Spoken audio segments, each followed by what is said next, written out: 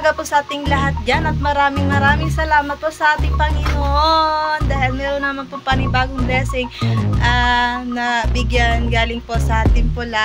Nag-grocery po sila sa aking munting tindahan. Maraming salamat po kay Kuya Jess, Kuya Gado at Kuya Simple at Kuya Fred ko. Ayan, nandito po sa ating Marian. Des po kanina po sa live ay namimili po siya na anong gustuhin niya. Ayan, alin po ang pamili ni Ate Marian. Kanina po ay sinasama po ang kanyang pakiramdam. Yan, pinahinga muna namin siya. At maraming salamat po kay Ate Grace. Dahil po, pumunta po siya dito. Sa Tempula po. Nilutin ba Ate Marian? Sobrang po ako nakaramdam po sa yan po.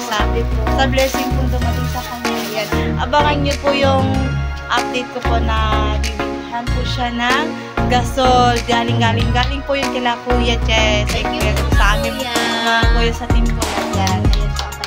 Thank you po, meron po. Yan, ihatid na natin yan. Tulungan na kita maghatid ng iyong pinag-grocery. Lang pa ako ng sinaing. Papunta na po kami sa kanilang bahay. Hatid ko lang po siya. Hindi po niya kayang buhatin. Ay, nag-grocery natin.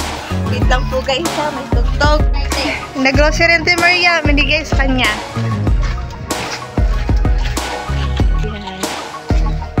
Nauna na sa Ate Maria, bit-bit po niya kanya bigas. Ate Maria, may naiwan ka itlog. May naiwan ka pa sa bahay itlog. At saka yung asan yung ano, yung tuyo. Okay. Ay, tugtog pala talaga din.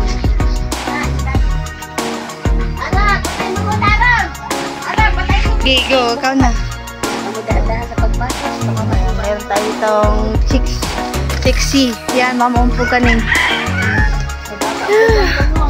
Ari ko ang bahay ni Ate Marian. Ito po kuya mga aming bahayan. Yuko po. Pakita muna natin ang pinamili natin Marian. Ayan po mga kuya. Yan, maraming salamat po sa Timpula. Ano ulit sabihin mo ka, Ate Marian? Thank you po kuya. Sobra po happy ako sa sobrang saya. At talaga po ako para po kung ano po naman sa kuya. Thank you po talaga po kuya. I love you po sa inyo mga kuya. Talaga po sobra saya po ako pinagagalit sa mga kuya. Thank you po. At ako po talaga po para po pigil po. Hindi sa sobrang saya. Thank you din sa'yo. Thank you Pang bahay natin Marian kasi cute po niya. Thank you po mga kuya. Update ko na lang po kayo ulit. Pangga at kami babalik muna sa bahay dahil limutan natin Marian ng itlog. Pero hindi po talaga namin kain dahil po rin ba po mabasan. Yan sinabi ko na lang po sa kanya ay balikan na lang po at ako po magsusundo na po ng aking mga junakis. So, update ko na lang po kayo ulit. Nandahan ba po mabasag yung iyong itlog. Ayan. Dito muna ikaw. Okay, ingat din Marian. Uwi na po si Payo. Kaya muna. Pangga nandito ulit ako kay Ate Marian. Pasensya na ako. Wala pang ligo. Pagpasensya nyo na tapo. Buhay pa ako. Talaga. Yan, nandito po kay Ate Marian. Sinundo ko po siya. Yakas ko po siya sa tricycle. Tapos magkakambas po kami ng gasol po. Dahil nga po, binigyan na po tayo ni Kuya Jess ng pambili ng gasol. Yan, may gasol na sa Ate Marian. Thank you po mga kuya, mga Tempula. Thank you po talaga. So guys, samahan niyo po kami. Punta na po kami. Kasi mamaya susundo ulit ako ng aking anak na panganay. Kasi bumalik ko siya kanina laona. Kaya hindi pa po ako kabili ng gasol. So update ko na lang po kayo ulit. Dadaan kami kila Mama Sang. Mama Sang, iyakadin ko sana. Kaya lang, pupunta daw siya doon pa sa ating gamit. Sa tingnan, mayroon din silang malakarin. Sunduin daw nila si Bujayjay.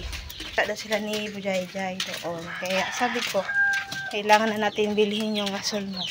Pangga, nandito pala kami sa mahiwagang tindahan ni Mami siya. Kaya nakalibre naman po kami ng merienda. Maraming salamat po Kuya Jess. Ayan. Kuya Jess, thank you. Kararating ko lang galing palengke. Naka-merienda agad. Maraming salamat po Kuya sa Tintulay. Inaantay ko na lang po ulit si Ate Mariam. Hinatid po niya ang merienda para sa kanyang anak. Sa kanyang anak po na si Tutoy. Yan, update ko na lang po kayo ulit. Dahil bibili po kami ngayon ng gasol.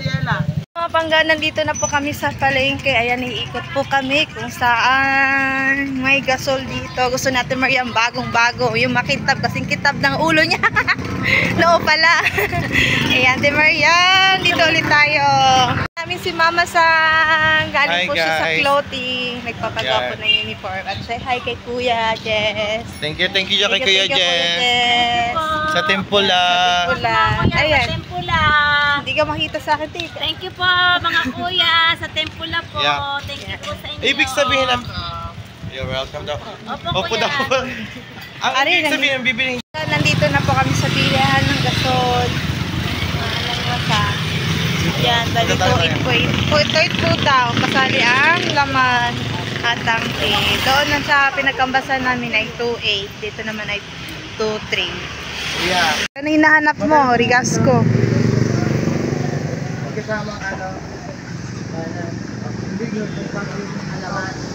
Kasama pong laman natin. 2-3 po. 2.3. Mas po yun.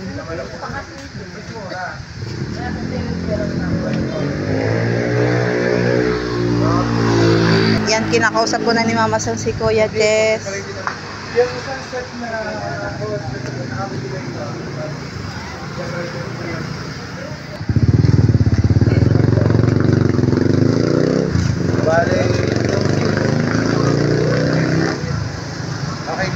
Okay na. Bili na lang tayo ng bago. Sige. Mga pangganak, pagbayad na po kami ng gasol. At saka, masang kasali na po yung regulator at saka hose. Ayan, kasali na po ang regulator at saka hose. Ayan ang ating donya, Mama Sang. Set ng hose, tsaka regulator, yan para bago. Bago po ang lahat. Bago ang gasol ng ating area. Thank you sa buong Tempula. Sa pag-grocery nila sa area. Sa amin. At pagbili ng merienda at sa aming pang-McDo. Thank you po, Kuya. Kuya Jess, kay Paring Simple Prop, kay Paring Gado, at kay Paring Fred ko, Fred Technique. Tawa ko na tawa niyan, hindi niya matatandaan. Hindi kasi napagay-gay yan. So ayan guys, samahan niyo ako na bibili tayo ng gasol. Bago. Kasing height niya, Mama Sang, ha? Yung bagong gasol natin, Mariam, at regulator and hose. Yan, taray ng pilit mata niyan. Ate Miriam, doon ka na. Ito ang aking natanta. Bakit? Ewan ko kanina. Nandito po kami ngayon sa 13, sa Bukana. Yan, dami pong mga gasorigas.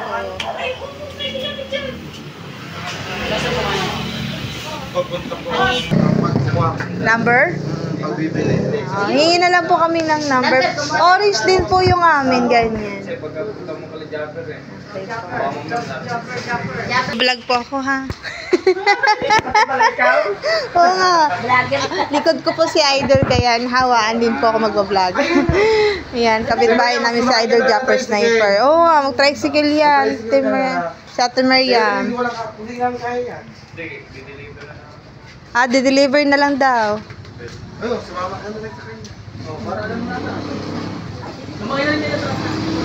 Tatay, sige lang ha. Kuya, mangingi kami ng number. Magsakay niya. Para pagbibili kami ng gas dito na lang po. Kuya, libre deliver na po yun. Ayan, libre na pala deliver. Bali magkano po lang. Hingin na lang ako paksin. Kasi, yan, magbabayad na ang ating donyang, Mama Sang. Ayan, guys, magbayad tayo 2.6. Kasama ng bagong regulator at hose. At bago, tangke. Mama po. Ayan, kasing height po niya. Thank you. Thank you po, Arion. Ito po. Ano ito?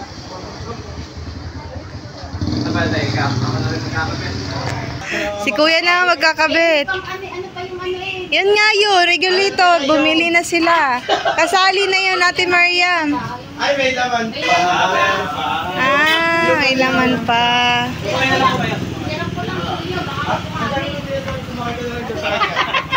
Okay lang sa kanya. Thank you po, kuya. Salamat. Ang tibig niya pang-uwi. So, mauna na kami ni Pangga kasi kami ni Pangga ay nakamotor. Yan. Practice pa Pangga. Muntik na. Yan. Gabayan mo muna ako mamasang. Anan. Ang pamasahe. Ayun, bababa na si Ate Maria. Una na ako Pangga. Antay mo. Nakasakay na si Ate Maria. Po mga pangga, dumating na po si Ate Mariam dun sa kanila. Yan, hindi ko na po siya na-i-vlog dahil nga po hapon na at kailangan ko na po mag-asikaso sa aking mga anak.